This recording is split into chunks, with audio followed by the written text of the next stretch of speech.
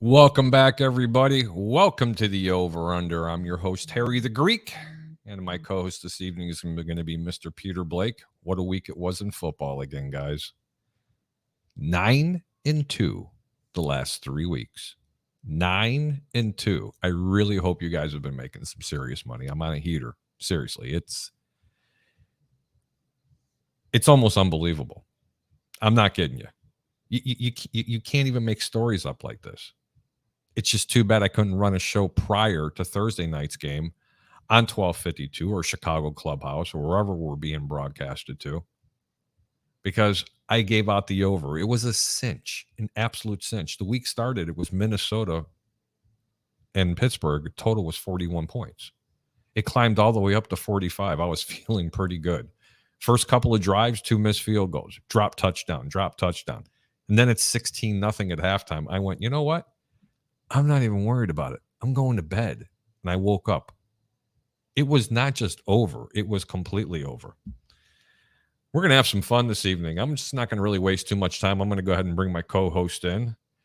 Live from the Sports Web, Mr. Peter Blake. Peter, how are you this evening? What's going on, buddy? Happy Friday. How you doing? I'm not doing too bad at all, brother. Not doing too bad at all. I'll tell you what. Hey, before we get started, do me a favor. Yes. Take a second, everybody. Make sure you hit the like button. Hit the subscribe button. Put this on one of your friends' timeline. This is how we grow, and we do this organically. We don't buy our views. We don't do anything like that. You have a question or a comment? You got a question for the Greek or Pete? Do me a favor. Dial 727-320-5866 or 727-255-0391. You can go ahead and post a comment in the chat box. We're going to go ahead and read it live on the air. It might even give us a different narrative to talk about. So what's going on, Peter? How was your week so far? Buddy, it's really good. And I tell you right now, I wish I was making as much money as you were, but you're a man that's on fire. He's on fire. I mean, 9-2 once again. Congratulations. And that's the reason why you should tune in to the Over Under on 1252 Sports. Hey, man, let me tell you something. Not 9-2. It's 3 weeks in a row, 9-2. And I'll tell you what, it kind of cost me a little bit too, because man, one of my top picks for the week just went down the crapper. And that was the 49ers. Oh, my God. Are you kidding me? It was the same thing you and I went down on. It was the 49ers. That we betted on. Yeah, I had a ton of parlays, and everything was tied in right to the 49er game. And I got to tell you, that's why I don't like parlays. Right. You know, we're going to get to some of the comments really quick. Sandra Adams. Sandra, how are you? But I don't know what voy.fyi means. For your information, I don't know. Voy means victory, or Ursula, victory of unlimited. I don't know. I have no idea. But hi, Ursula. Thanks for tuning in. Victory Alex, my boy. How you doing, brother? Alex Loosemore. Let me tell you something. You want to talk about a fantasy guru? That's the guy right there. He's really, really, really good. Alex, I'll tell you what. You need to go ahead and talk a little bit of fantasy with a couple of the guys that are on here. You just got to ignore the Green Bay Packer fan. It'd be a little tough, but you know, I think you could do it. But we won't tell them you're a Detroit Lion fan. But thanks a lot for tuning in, Alex. Alex, quite the record lately. Hopefully you can keep it up. You know what? God willing, I can. But I'll tell you what, there was about a 2 or 3 week stretch. I couldn't pick my nose. It was pretty bad. And all of a sudden, I got really back into it. And you know what? Our absolute favorite troll who follows me everywhere I go, no matter what platform I'm on, Jeez. Mr. Troy Polamalu, King Troy himself. Reporters asked Brady why he keeps throwing stupid interception. Brady said it's because our motto is no risk it, no biscuit. That, my friend, could be. That's not true at all. That's false. That, my friend, could be the again. comment of the century. Oh, my God. Don't encourage him. Seriously. Alex says, I would love to come on and talk fantasy football sometime. I'll tell you what, Alex, I will definitely get that information to the guys over here because I'll tell you what, they have some pretty sharp characters in the fantasy portion of things. I don't know. I don't know where to go to, man. I would just love to jump into it, Peter. I mean, I really would because I almost, it's like I'm so excited. You know, the old song. I'm excited. Let's have some fun tonight. I'm excited. You're excited. We can't hide it. Oh no, I'm about to lose control, and I think I like it. Oh, stop it, Andrew Tarbell. Definitely, let's set it up, Andrew. Alex, the gentleman from below me, go ahead and DM him. Did I say that correctly? Children, DM. I'm down with the dims. No, can't sing that song, and we can get flagged for that. Never mind. Shut up! Anyway, Alex, go ahead and hit up Andrew because I'll tell you what, you guys would get along really good. Facebook user, whoever you are, Packers fans, family tree still don't have any branches. That's Tom Sunday Banner. night's going to be brutal. Please tell me who this was who That's said Tom this. Banner right there, Bruce Banner. My brother, Tom. Yes! Yes! Yes! Tom Banner. Oh, my God. I wonder if Tom's actually back up north now in the Chicago area. And by the way, Peter. Yes. You got your air conditioning on, right? No. No? Are you kidding me? I don't. It's still like 80 degrees outside. It's nice in here. I mean, I got my fan on, but not my air conditioning. I keep my electric bill down. But it's so nice outside. You can go outside right now. It's not really hot, is it? No, it's still it's a little muggy, 78, 79. What's it in Chicago? Like 30 something and still raining? Mm-hmm. I was just kind of curious for all our Chicago peeps out there. All the snow up there, you got to love it, right? Yeah, not snowing yet. It'll be coming really soon. Really? So, Peter, what was your favorite game of the week last week? And you're not allowed to say Tampa. Well, I liked Tampa last week. That was a good game. And I mean, how could you not? I mean, there's not much wrong that you could say about that game. I was disappointed with the Bears game. We watched that game together. My guy that I told you, Bears fans out there and all football fans alike, that if Andy Dalton is your starting quarterback, next question, please. Oh, my God. Yes. Are you really going to go there and tell me that you knew Andy Dalton was, you know what? He does have those kind of games once in a while. Jameis Winston. Okay. Well, let's not go there. He's trying to force the ball into those little windows. The offensive line, of course, doesn't help him out. But I look at that game, it was a lot closer than the score says it was. And the disappointing thing is the two early turnovers, they really changed the if you will, the momentum of the game. And it was you're taking away my thunder. The everything is all about the And Peter, talking about the I don't think there's a team in the National Football League right now that actually has the because it's not Arizona. They look pedestrian. I'll be honest with you. They beat the brakes off the Bears, but did they? They kind of, Chicago kind of beat themselves in that game. Sure. Okay. I mean, I'm not going to try to be too biased here, but can you name a team in the National Football League? And again, you can't say Tampa that actually has the momentum, say in the NFC. Go ahead. In the NFC right now? Yeah. Because I was going to tell you it was San Francisco after the 5-0 records, last 5 games. What a joke they are, huh? Okay. They went up to Seattle thinking, you know what? So give me a team in the NFC right now that has the I mean, I hate to say it because they're playing the Bears on Sunday, Green Bay, you would think, but they lost to Minnesota, right? So they don't have the The Rams, you can't really figure them out, although they defeated Jacksonville. Congratulations on that. Now you got a tougher test against Arizona. But you're exactly right. There's really not a front runner besides Tampa Bay. And then, the AFC, it's the New England Patriots with that slop fest of throwing the ball 3 times and running the ball for over 200 yards in that slop fest weather on Monday night, which, by the way, I tried to watch the game. I fell asleep. I'm sorry. That was definitely my cure for insomnia. You want to watch Patriots and Bills and that type of weather situation?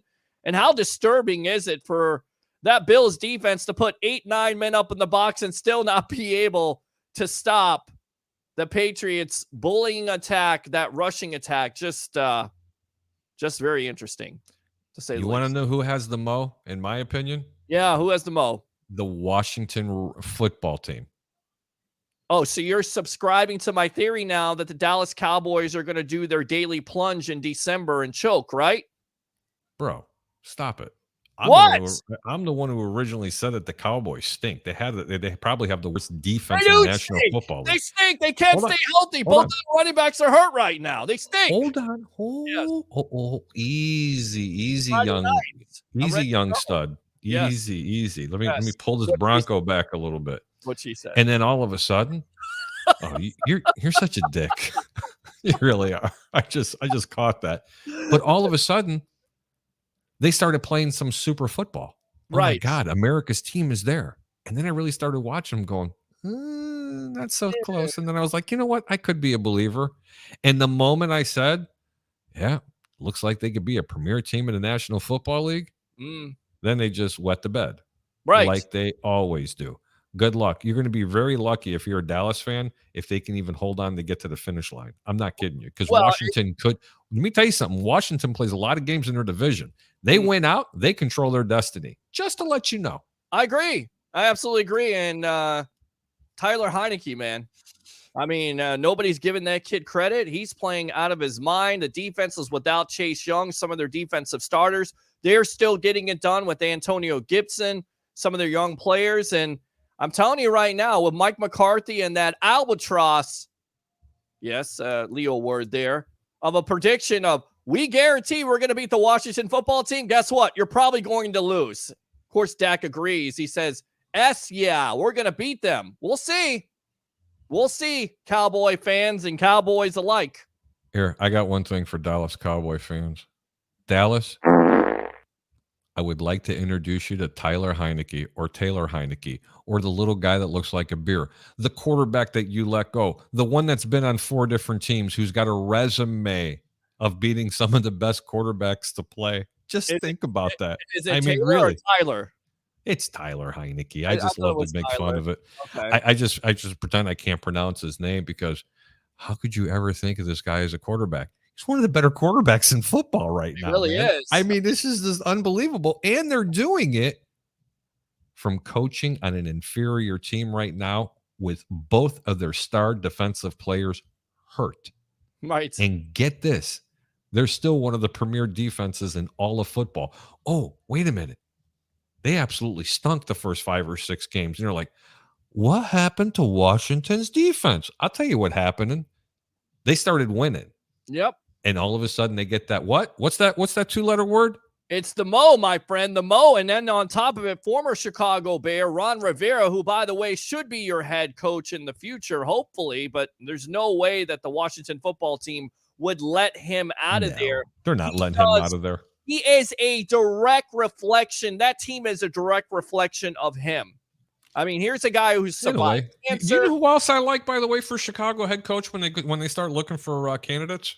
Jim Harbaugh? No. Hell no. What are you serious? Look, I'm telling you right now, and I know we're getting off the road here with NFL to NCAA. I have a feeling, and it's not gas. It isn't. Trust me, it's not that Jim Harbaugh and the Michigan Wolverines are going to win the national championships. Bet me. Okay, you ready? Yes. Go ahead and say it again. And ladies and gentlemen, not these. Hold on. Hang on. These opinions or other opinions don't necessarily reflect Harry the Greek or the over-under, and especially 1252 Sports, CCP, and anybody else who's broadcasting this. Ladies and gentlemen, welcome to Crack Hour and Mr. Peter Blake. You know what? Because you set it up like that, I have a feeling that The Michigan Wolverines are a team of destiny. That's right. Jim Harbaugh, the former Chicago Bears quarterback, is going to lead that team to a national championship. I said it. I'm not on crack. I'm not on drugs. I just got a feeling. Who knows? We'll see what happens. I know you don't agree because you hate the Tiny 10, right, Harry the Greek? Well, being from the area of the Midwest, yes, I call it the Tiny 10 for a reason. Okay, I'll give you this. Michigan's a really good football team. Sure. But you're going to find out how good they really are in these playoffs. Playoffs? Yep. They get to play Georgia. Just let me go ahead and tell you this. Wait, they get to play Georgia. By the way, I want to say, because we don't like to highlight your losses because you don't have that many.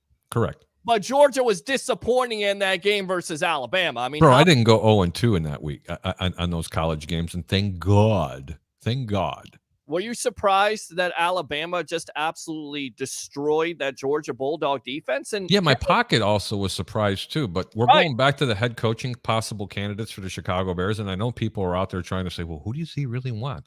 I'll tell you who he wants. He wants a guy that's a defensive-minded coach who can leave his ego at the door, that it will allow them to go ahead and produce people that can run an entire offense, and the head coach doesn't have to worry about it. And who could that possibly be? Former Bear defensive back, Mr. Leslie Frazier. Wow. That's my opinion. Not Deebo Samuel, not the other guys from the Tiny 10, not the guy from Buffalo's or offensive coordinator. Deebo Samuel. Yeah, well, and not the quarterback. You know what I'm talking about. Ryan Daboll? Yeah, that's it. Enemy? I don't want to talk about that. I mean, if you hired Leslie Frazier, do you think Bears fans would be like jumping up for joy? You know what? I don't know.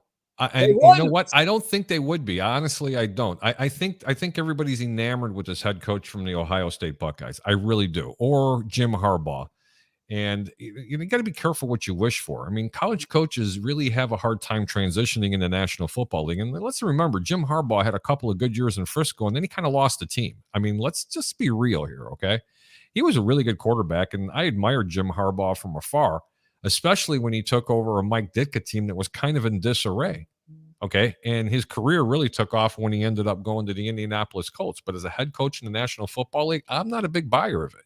But if they did want to go with a college coach, they don't have to look very far. They just look a couple of miles outside of Chicago and go right to Northwestern, because that head coach there, I really think he can make the transition. But who's kidding who, Peter? You're talking about the Chicago Bears. This is a team that still continues to throw quarters around like they're sewer covers, okay? And they weigh a lot, okay? They don't spend money. They just don't spend money. No. There have been coaches in the past that have said they would love an opportunity to coach the Chicago Bears, but they don't pay. That's why you end up with the Mark Trestmans. That's why you ended up with the Mike Ditka, who was a tight end coach who didn't require a whole bunch of money to come to this team.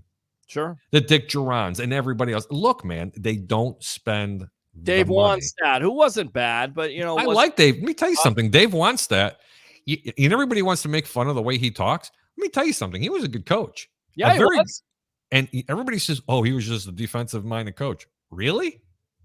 But do you really want a defensive-minded coach with a young quarterback? On this team, yes. No. I'm going to tell you why we want a defensive-minded coach. Okay. Because he's a head coach who's going to hold his players, not his players, but his coaches accountable. And he could dibble around a little bit with the defense. Right. Then they go to the outside, and then they find someone that knows how to work with a young quarterback like a Justin Fields, an offensive-minded genius. That's why I think Leslie Frazier would be a really good fit in this team. I just don't see it. I know what you're saying. He's the hot name right now, but that Buffalo defense, I mean, I don't think he's a hot name. I think that some people will be giving him attention because of the job that he's done with the Buffalo Bills. Statistically, they're one of the top defenses in the National Football League. With all that being said, though, Eric Bieniemy, his development of Patrick Mahomes, you have Brian Daboll, his development of Josh Allen. I mean, that's what you're thinking about. And for me, general manager, it has to be Louis Riddick. I mean, Louis Riddick would be good, but you know what? Eric Bieniemy would never take a lateral position, especially from going from Kansas City to Chicago. Make him the head coach. Why? Why not? He deserves the chance. Brian. I agree. Okay. But this narrative that I was pushing was Leslie Frazier to be the head coach of the Chicago Bears. That was a narrative I was pushing. I was saying they needed to bring an offensive-minded genius, such as an Eric Bieniemy in, but he would never take a lateral position. The man deserves to be a head coach in the National Football League. He has been overlooked way too many times, and what he has accomplished has been stellar. But I don't think Chicago will take another Kansas City OC, okay? I just don't. I don't think they'll take any more coaches under that tree. I think they had enough with Matt Nagy. Let's just be honest. There's also been rumors and talked about that Sean Payton. There's been rumors of Sean Payton going back to Chicago in his hometown. Forget about that narrative, guys. If I'm the Bears, I'm trying to trade everything I can to get Sean Payton but they're not going to because Sean Payton's under contract for so many more years. And again, let's go back to the original comment that I made. What was it? They don't want to spend the money. Mm-hmm. Okay. Well, you got to. You know what they always say? Sometimes if you step in enough shit, it will stick to your shoe. Okay. There you go. That's exactly what I'm talking about, but I'm not going to get there all the times. We're going to go back to the comments. Facebook user, I think that's Tom Banner, said it's going to be 60. Troy says, keep Godwin, cut Evans. Evans is not as explosive receivers like Godwin. Good point, but no chance. No. 63 on Wednesday, then winter sets in. Alex Loosemore says, maybe Washington. 5-game win streak. See? Two great minds think alike. That's a team in the NFC that's got the mo right now. Alex says, Bucks Patriots Super Bowl, can't wait. Let me tell you something. That would be one for the ages. And I will predict if that is the Super Bowl, the two Super Bowl teams, it would be the most watched, viewed Super Bowl of all time because of the fact of the Belichick-Brady situation. I mean, so many great, right? There's so many great storylines, and there's so much history behind it. The NFL would love that. They would love that matchup. Roger Goodell would be he'd just be elated. Tom Banner says, I think McVay will outcoach the Cardinals. I'm going to tell you right now, Tom, you and I don't agree with a lot of things. You need to tune in when you see who I like in this game. Alex Loosemore says, I freaking love that game. Some good old-fashioned football coming from a former offensive lineman. Alex, I know you're talking about the Ohio State-Michigan game. Alex, I don't think I've ever seen Michigan win the Big Ten championship. Have you? Why is that? Because they suck. But never mind. We're not getting there. I'm only kidding you, Alex. Wait a minute now. Hold on. They finally got a running game, which okay. They got two defensive ends. That's right. They got a defense that shuts down people, and their quarterback is not making mistakes. It's the same game plan you can win with in the NFL. Hello? It's what the New England Patriots are doing right now. Absolutely. I get it. Okay. Troy Malamalu says Michigan, and he's laughing. I agree with you, Troy. Andrew Tarbill says Ryan Day to Chicago. No, not Luke Fickell from Cincinnati? No. Alex Loosemore says, go blue. Would love to see it happen, but not that confident. Let me tell you something. Listen, I'm just laying it down, and I'm just making fun of Michigan because I can do it. But, yeah, Michigan has a legitimate shot, but they're going to have a hard time getting by Georgia, man. I'm telling you, they really are. I don't think this defense is all that, and I'm going to tell you something. If that defense isn't all that and carrying the day, you saw what happened with Alabama. Their offense is not able to score. I think Michigan can punch him in the mouth. You line up Alabama and Georgia again, you're going to see a totally different game. I don't want to see that game. I don't want to see an S. But you're going to. Unfortunately, I got a funny feeling that's what you're going to end up seeing. Hey, is that Peter, problem? Call it what it is, okay? And I know you're not an SEC guy. No, I love the SEC. The SEC is the best conference in the entire NCAA. I love that. You cannot argue it. Week in, week out, year in, year out. They have more players drafted out of there. They're bigger, faster, and stronger. You want offensive linemen? You go to the Big Ten. You want running backs? You want wide receivers? You want fast tight ends? You go to the Southeast. It's as simple as that. I agree. So what am I leaving out? I'm leaving everything out west? Yeah, that's where you fill the rest of the holes. You got special teams out there. Alex says they match up well with everyone, just not quite as much talent. Facebook user says as T. I have no idea. Andrew says roll tide. Roll Tide. Roll Tide. Alex says if Stetson Bennett starts for Georgia, Michigan wins that game. Bennett is way too limited in the passing game. Bingo, right there, Alex. That's a very, very good statement, but I don't think Michigan will be able to score on Georgia's defense. Troy Polamalu says Bears will hire Chip. You know, at one point, we're down here in the Tampa Bay area. That was going to be the coach after Raheem Morris got fired. They went after him. Of course, what most coaches do, they leave the Bucs at the altar. Bill Parcells did it twice. Steve Spurrier, Jimmy Johnson, the list goes on and on and on.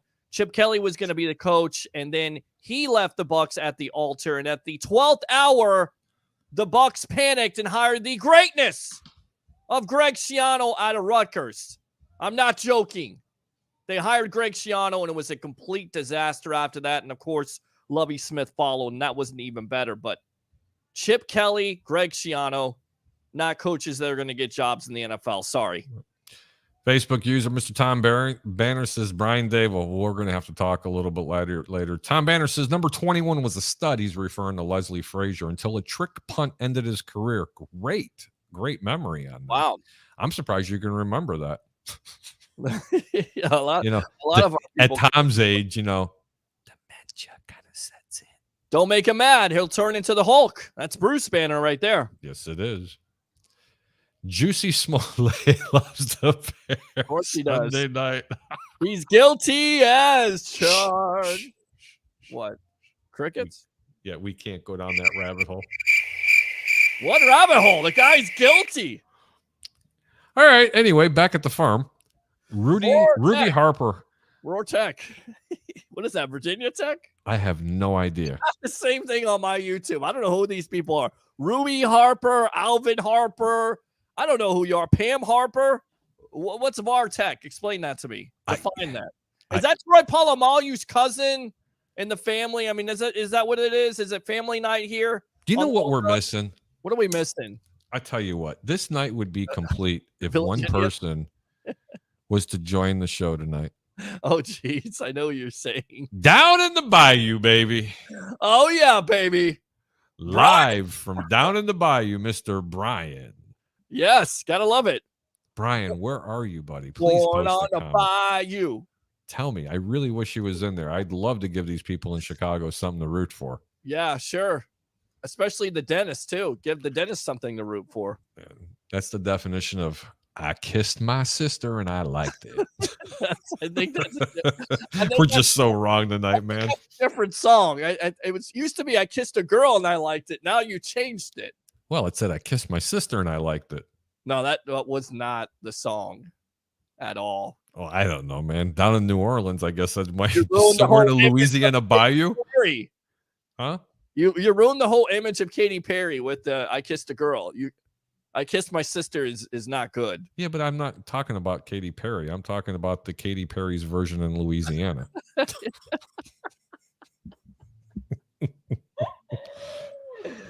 Oh, God. I think we're going to get kicked off tonight. You're fired.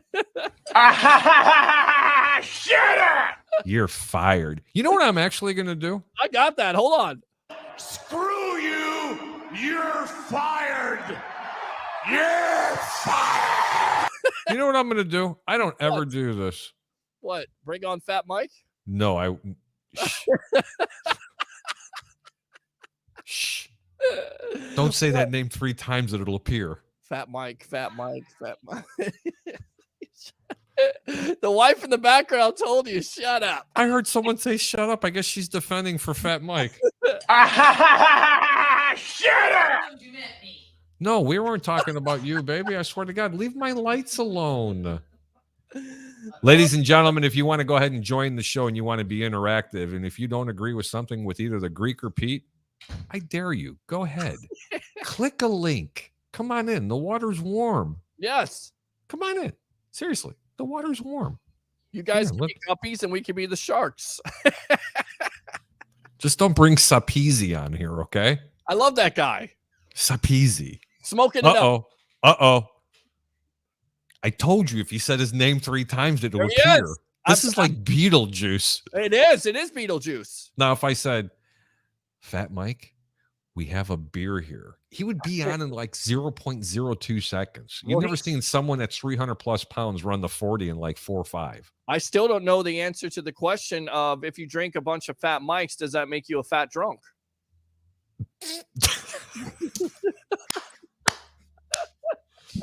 Thank you. I'm here all week. Thank you very much. Yeah, you're here all week. You know what? We're going to go ahead and get to some of the games, ladies and gentlemen, because it's enough. We've already taken this off the rails.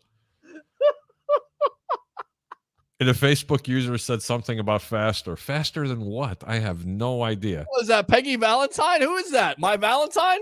Who is Peggy Valentine? I have no idea. You said faster. Faster what? Faster show? I don't know. I got to bring someone else on here. I'm just lost. He lost in the sauce. Lost is an understatement. Wow. I mean, speaking of lost, you look back at that game. Kyler Murray, 11 for 15, 123, 1 touchdown to DeAndre Hopkins. Listen, Chicago beat themselves in that game. I agree. I mean, everybody's like, let's crown the Arizona Cardinals as the team to beat because they have 10 wins. And honestly, I get it. They've been through a lot of injuries, but do you really trust the Cardinals? In fact, I think they may lose this week to the Rams on Monday Night Football. You really think so? I think they could, yeah. Well, you're just going to have to wait to see who the Greek likes in this game. You have a question or comment, you got 2 phone numbers to choose from. Dial 727-320-5866 or 727-255-0391. I'm your host, Harry the Greek, alongside my co-host, Mr. Peter Blake from the Sports Web. We're live. Yes, sir. Interactive, right from the great Tampa Bay area, talking Chicago sports and every team in the National Football League.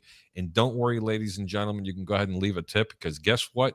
We will offend everybody in here. And someone just put the Schuster Express in the background. Who the hell just did this? How about new? Who did that? I don't know. I have no clue. You know who did that? That was Mr. Fat Mike himself. He's messing with me. How dare you do this to me? I know what he's going to say. He's going to say, F you.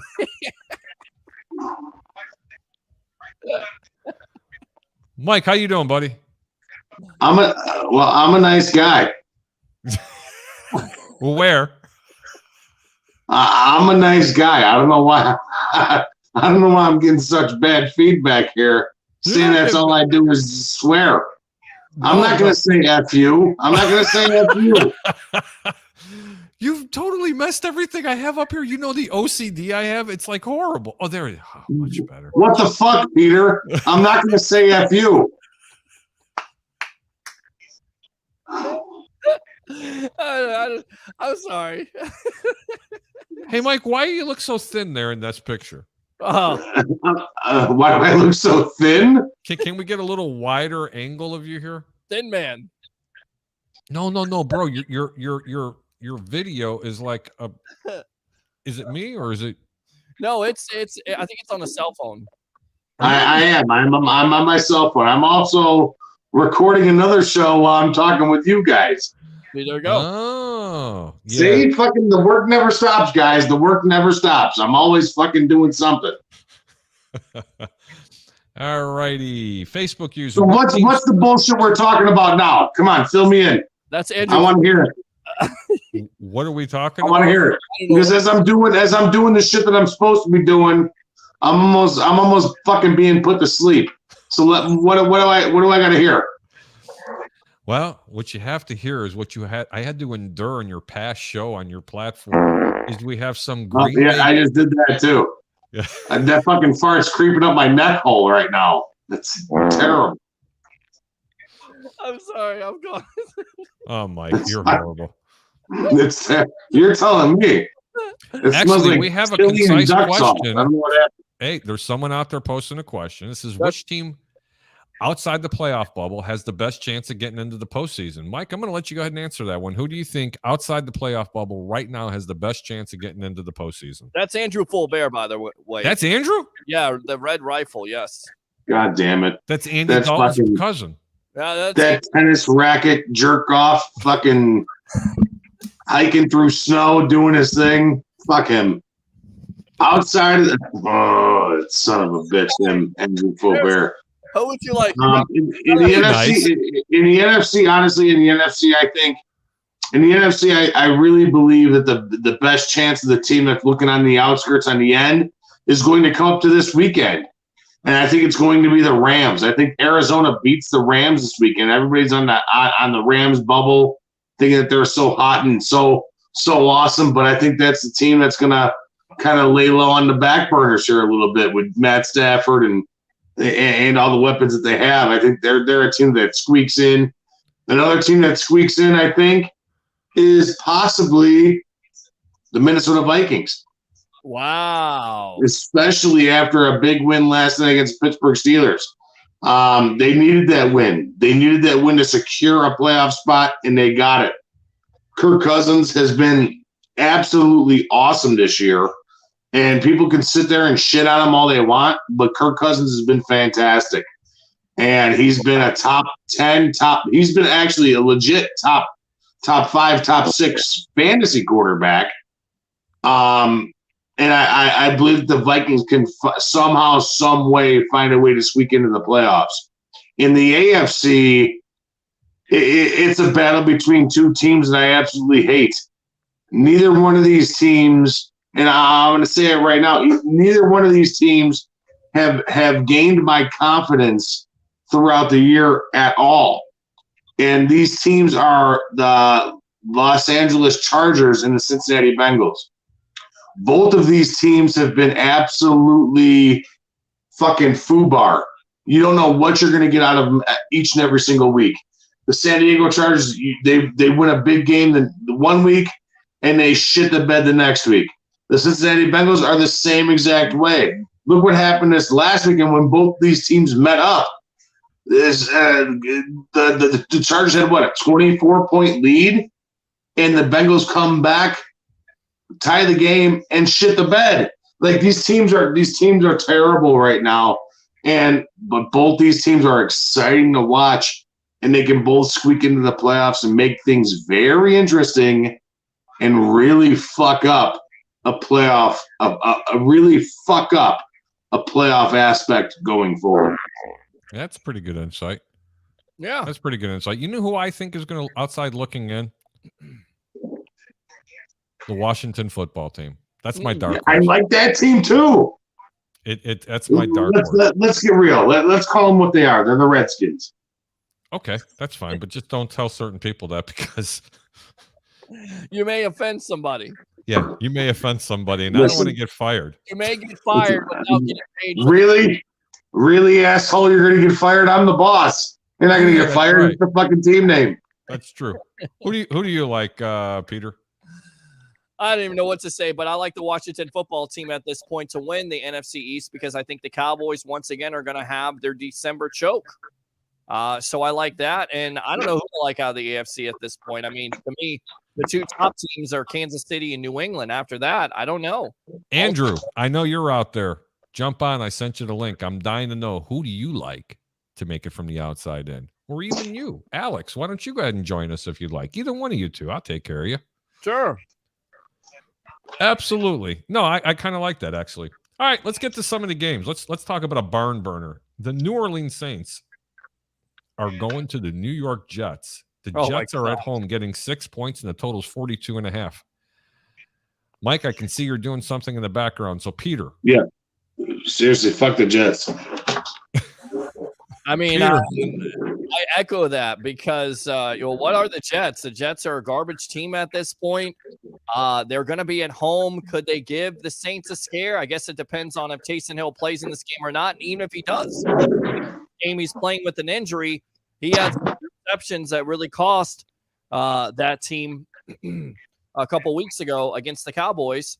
So I guess I like the Saints in this game and by 3. I think it's going to be a close one. Really? Yeah, no Alvin. You don't have no Alvin Kamara in this game, right? No, you have no Alvin Kamara. You got no quarterback from New Orleans. Taysom Hill, to me, is still a gadget player. Zach Wilson's going to be playing. He is named QB1. Sure. There is one particular player that I'm still wondering if he's going to play or not, and I'm trying to remember his name. My Lord, my brain's not Deontay working. Harris? Yes. Let me tell you something. I do like the Jets here a little bit, but you know what I like better here, guys? I like the under 42 points. How could you not? I do. I really do like the under 42 points. And let's just let's analyze something here. The game for Minnesota and Pittsburgh, neither team has a defense. Pittsburgh was supposed to have a good defense, but that got exposed in the second half against the Chicago Bears. And since then, I've seen something that they had a ton of holes in it. Sure. That line opened up at 41. It went to 45 points. How in the world can two teams that don't score have a total of 42 points? I think the gambling gods have bestowed upon us, like I said yesterday, the over. No, this one's the under. This one's the under. Both teams are struggling right now to score offensively, especially the New York Jets, but you're exactly right. Even the New Orleans Saints with Taysom Hill. No Alvin Kamara, no big-time weapons on the outside. I like the under in this game. Who's this Facebook user? Says, hate to say it, but the blank in Greece. Just fucking say it, Harry. Jesus Christ, the Jagoffs in Greece. Yeah, I know. That's an international word. Oh, I understand in Chicago. That's Tom Banner. That's Tom Banner. Is that my boy Tom Banner? Yeah.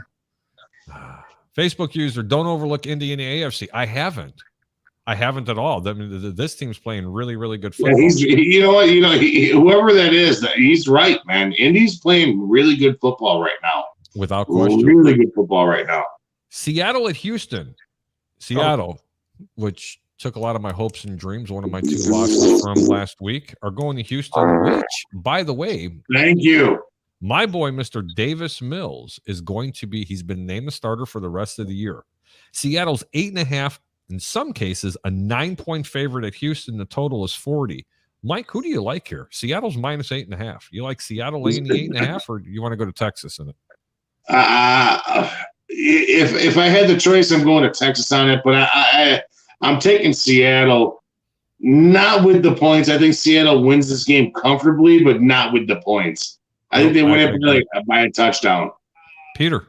Yeah, I tend to agree with you. I think Houston plays tough, especially Lovie Smith in that defense. But this could be the game where Russell Wilson, DK Metcalf finally show up and do something. So I like Seattle. I'm with Mike. I don't like the points, but I like them to win. Right. Yeah, well, unfortunately, we have to pick against the spread. Get it? But anyway, honestly, yeah, we're assholes. I get it. We get it. We suck. Jesus Christ, Mike. Look, when I say to go to Texas, I'm not talking about betting Houston. I'm talking about going to El Paso. Don't even touch this game. It's really not worth it.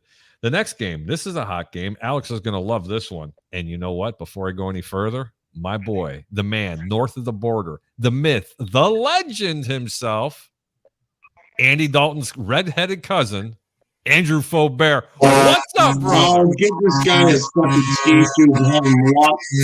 Get this guy his fucking ski shoes, have him walk 10 miles uphill, 10 miles downhill, back and forth to school already. Man, I want to just say it is an honor to be here. It is an honor to be beside people who are fans of people who can't skate at all. Like, I can't skate at all. The Blackhawks can't skate at all. Like, this motherfucker, I swear to God. This fucking clown. Same, like, little family. It's adorable. I love it. How you been, Mike? I forget what part of Canada you're from because none of it matters. So what part of Canada are you from? On. He lives relatively close to Vagina. No, that was Mikey. Yeah, that was. Yeah. What part of Canada are you from? I'm from Edmonton, eh? Oh yeah. Watch them shit the bed with fucking McDavid and fucking Draisaitl just shit in the bed all year, every year. Does it look like there's any blue in there at all? It is Red Wings and Bucks till the day I die. New England Patriots winning the Super Bowl. I hope you get your fucking soul and all your hopes crushed. So anyway, Mike, hold on for a second. I have not talked to Andrew in a long time. I love Andrew Faubert. I love this guy. I love giving him shit every time he's on. I love this guy. He what you don't understand though, Harry, is that this guy hikes 13 miles uphill in snow on tennis rackets to be live for this show. Yeah. I don't doubt it. Andrew, how's that beautiful wife of yours? How the kids doing? Kids are asleep. The wife is out grabbing, I don't know, some sort of treats for the movie tonight. And I figured since I was just sitting on the couch enjoying some legal things up here, I figured I would pop on and say hi since you guys offered. So how the heck have you been, Peter? It's good to see you as well, of course. What's up, buddy? How you doing? Oh, buddy, it is cold up here. They finally kicked me out of my new job to the outside part of the job, which just makes this beard actually get to freeze over once in a while, which is absolutely perfect. And it is a pleasure, as always, to be on here talking the lines. Speaking of the lines, what kind of sports lines are we talking today, Mr. I'll Harry? tell you what, Greek? man, we already went through some really barn burners. New Orleans at the Jets, Seattle at Houston. I kind of like the New Orleans Jets game to be under 42. Seattle, Houston, I don't think I could touch the game, even though it's in Houston, and Houston's getting a bunch of points. But here's one for you. I'm going to direct this to you. Detroit, who got their first win against Minnesota, who should have beat Pittsburgh. They're at Denver getting 10.5 points, and the total is 42. Andrew, you like it? Or are you going to go to Texas in this game and go to El Paso? Yeah, you would do the El Paso. I would definitely El Paso on this one. There's maybe some player props that I would throw out there, like maybe a little bit of money on Javonte Williams if he's getting over 64 yards or 74 yards, anything like that. I would start throwing a little bit of money on, maybe even a touchdown anytime scorer for Javonte. But other than that, yeah, El Paso for me on this game. Hey, question or comment, here it is. Topacio, thanks you so much for tuning in. I'm here too because some people on the other channel got disrespectful. I don't know what happened, but you know what? Welcome. Glad to hear you on there, but I'll tell you what, it's always been a good time. Peter, who do you like in that game? Detroit or Denver? I'm going to El Paso on it, even though congratulations to the Lions and beating the Minnesota Vikings. Somebody has to tell me what type of defense were the Vikings playing in that final play.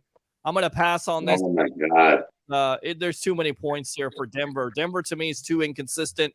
Detroit plays it close. I'm passing. Mikey, who do you like here? Yeah, I love every last bit of what Peter just said. I'm with him 100%.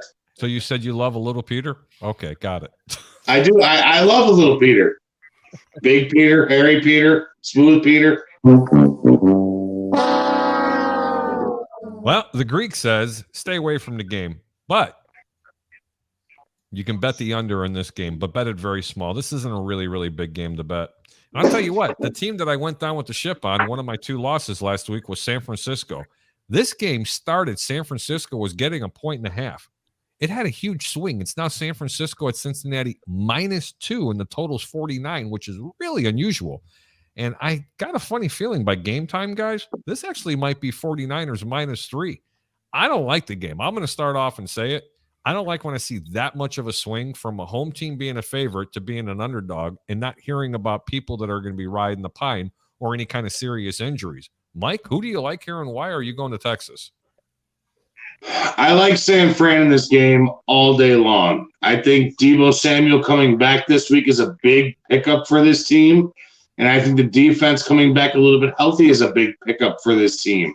I really do like San Fran in this game on the money line. This game is actually, I'm glad you asked me about this. This game is my pick of the week. My pick, San Fran on the money line all day.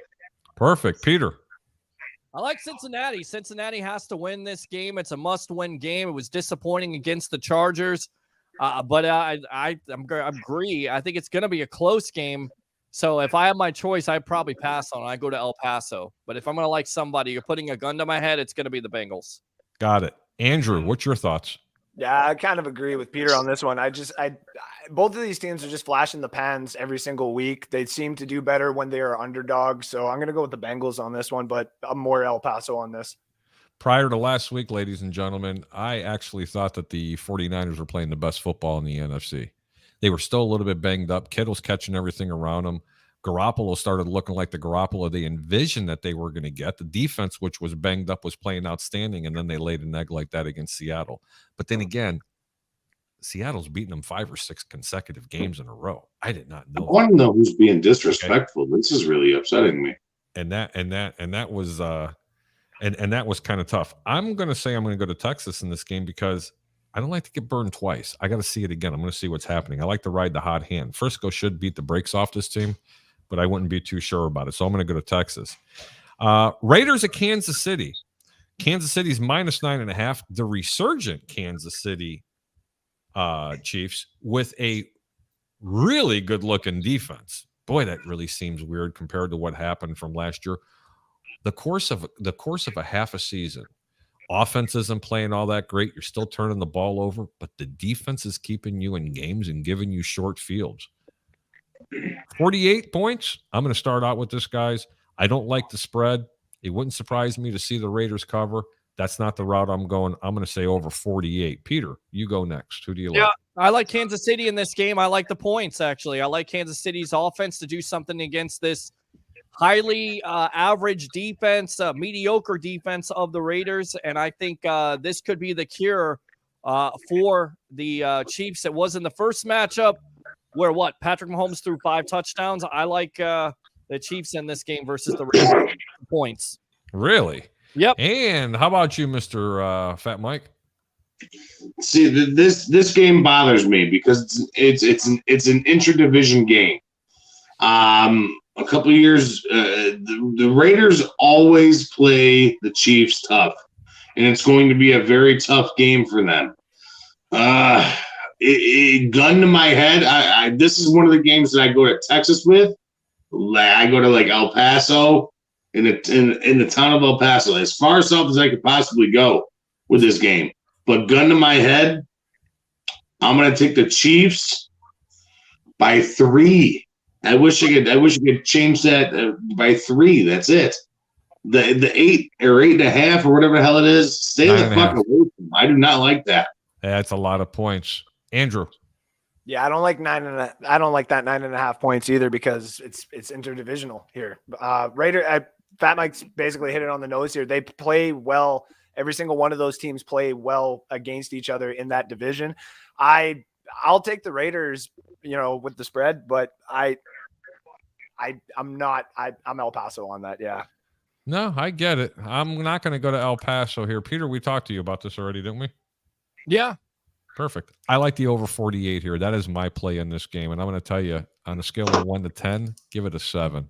Definitely hit the over button on this one. Seriously. You're right on that. You're right on that. I'm not going to tell you I'm not going to tell you the people out there to shove it in with both hands and both feet. This is just a 2-hand push, okay? And people out there that watch the show, you understand what I'm saying. Yesterday's game, I told everybody on the sports web on Wednesday night that Minnesota game, you couldn't get it into the middle quick enough. You wanted to push it in with both hands and put your feet on the table and make sure you pushed every chip in the middle because that game was essentially go over. This one's only a 2-handed push, so definitely like the over. Jacksonville at Tennessee. Get this, guys. In the whole month of November, the Jacksonville Jags have scored 1 touchdown via the pass. 1. Tennessee's an 8.5-point favorite. The total's 43. Andrew, who do you like here and why? Or Texas. Listen, I've been burned by Jacksonville before. I think Trevor Lawrence is eventually going to just want to play his own game. He's starting to get a little bit of a feel. Obviously, the passing game isn't there because, wide receiving core is decent and it can be really, really good. It's just Trevor Lawrence is still a college quarterback playing in a college system because of Urban Meyers. I could personally put money on just a little bit on possibly Jacksonville actually winning money line against the Titans. But I'll take them to cover. Okay, so you like Jacksonville to cover. Yeah. Peter. Yeah, I'm going to El Paso on this. I don't know who to pick. I mean, it would be easy to pick Tennessee, but they've been inconsistent lately. No offense, but once again, Jacksonville's defense is atrocious. On top of it, Trevor Lawrence is definitely feeling the rookie blues, and Urban Meyer has no clue how to get them out of this offensive stupor that they're in. So I'm going to pass on it. Perfect. Mikey. Tennessee, and this game sucks because there's no running back for Tennessee. A.J. Brown and their other wide receiver are hurt, and Julio Jones. We don't know what's going on with either one of them. This game blows. Jacksonville Jaguars are possibly the worst team that's ever touched the field. And the thing that even bothers me even more than that is what's going on with Jacksonville right now and how they keep on benching the undrafted James Robinson out of NIU. And this is mind-blowing. He had 2 fumbles in the last 2 weeks, and they keep on benching this guy. But James Robinson is hands down clearly the best fucking player on the Jacksonville Jaguars. And I don't know how they keep on benching this guy, because that's the only way the Jacksonville Jaguars move the fucking ball. I don't understand how they can bench this guy. All right. Urban Meyer is way out of his league right now and doesn't know what the fuck he's doing. Plain and simple. James Robinson is the key to move the ball down there in Jacksonville, and they're not utilizing him at all because they keep on putting the guy on the pine. That's a really good insight. That being said, I'm taking Tennessee for the outright win for the money line because Jacksonville is a sorry excuse of a team. There's only 2 teams in the NFL that are worse than the Chicago Bears, and it's the New York Giants and the Jacksonville Jaguars. So, yeah, I'm taking Tennessee in this game. Well, what about the Lions? Listen, I like Dan Campbell biting kneecaps. I like that guy. Fuck him. You'll take the Texans over your Bears right now? Listen. No, yes, I will. Yes, the fuck I will. He hates everything about Chicago. Mike, be quiet. Jacksonville and Tennessee, totals 43 points. I like the over. Oh, please. I cannot wait to get to this fucking Bears game. I just feel it's stewing. It's just stewing. I like the over 43 in this game for reasons. I think Jacksonville's going to score anywhere between 18 and 23 points, and I think Tennessee does play. Team Harry, I don't mean to cut you off. How are they going to score anywhere between 18 and 23 points? The same way Houston's covered games before, the same way that Arizona didn't cover against the Minnesota Vikings, the same way that Houston scored, the same way the Jets beat somebody, the same way that listen, I'm telling you now, when it looks like it's going to be a blowout and it looks like it's going to be a one-direction game, don't count on it. Just don't count on it. Neither one of these teams are superstars on the defense. Honestly. And that's why I don't want to pick a side in this game. It wouldn't surprise me to see Tennessee just absolutely beat the brakes off this team. Oh, of course. But at 43 points, you got to say with Jacksonville's defense, as bad as it is, Jacksonville's going to score a minimum of 20. I'm not sorry, not Jacksonville. Tennessee's going to score a minimum of 28 points in this game. That's just my opinion. Yeah. Okay. So I'm being gracious by 18 to 21 points. I'm just trying to give people a little bit more of an incentive to want to bet the over in the game. That's the only reason why I was talking about it. Moving on to the next game, we have Baltimore Ravens at the Cleveland Browns, and Baltimore is getting 3.5. Cleveland's laying the wood at 3.5, and the total, ladies and gentlemen, is 42 points. Mike, I'm going to start with you. What do you like here and why? I love Baltimore in this game, especially with the way Cleveland's been playing right now. Nick Chubb, Kareem Hunt, both been hurt, both been iffy, both been on the IR list here over the last couple of weeks. Jarvis Landry has been the same exact way, little iffy, not playing, participant in practice. I love the Ravens in this game, and I like the Ravens to win this game by 7 points. This is another one of my big games this week. I love the Ravens. I love the Ravens in this game. Sounds good. Mike loves the Raven. Andrew, what do you like? Give me the over for sure. As soon as you told me that, I'll take that. Division game again. Both are kind of vying for some home field advantage, possibly even, to get into the playoffs. There is a path where Baltimore could possibly lose out all these games and not make it in. So, yeah, I'll take the over on this for sure. Other than that, give me El Paso. Okay, that's good. Peter? Yeah, I like the Ravens too in this game. Even though this offense is struggling, and even though the Cleveland Browns are struggling because Baker Mayfield is not 100% healthy, but division rivals with both offenses struggling, that means only a shootout. So I like the over in this game, and I like the Ravens. Good input. I absolutely love the over in this game. It's my third best pick of the week. Its total is 42 points. I think Baltimore is absolutely solid to score 24 points in this game. For Cleveland, I don't know how many points they're going to score, but I don't know, man. I just think Baltimore keeps this game close. I'm not giving everybody Baltimore. I do like the over in this game on 42. Atlanta at Carolina. Wow. NFC South total 41 points. Carolina's favored on the road with Cam Newton. I'm sorry, at home at -2.5. I'm going to start with Peter Blake. Peter, who do you like here and why? Carolina's favorite 2.5 points, and the total is 41. Yeah, I'm passing on this game. I'm going to El Paso on it. You're going to go to Texas. How about a Fat Mike? I'm in the same boat, but if I have to pick one, I'm taking Atlanta. Okay, very good. Andrew? The only thing I'll take in this one is a DJ Moore anytime scorer for the player props. Other than that, I'll El Paso it. Absolutely love that as well. But you know what? Atlanta really hasn't done anything deserved to be an underdog in this game. They just haven't. Cam Newton's not really playing all that well. I mean, we all knew that was going to happen. Carolina's defense really regressed as the season went on, and Atlanta's defense sucks. How is this game 41? Cordero Patterson's probably going to have about 20 to 30 fantasy points easily in this game. Give me a break. Somehow, some way. I mean, Atlanta's really not that great either, but why don't you guys like the over in this game? It's 41. I think this is you got Cam Newton, who just went 5 for 21 for 92 yards. One of the worst quarterback performances since the greatness of Joey Harrington from 2004. Okay, 5 for 21 against who?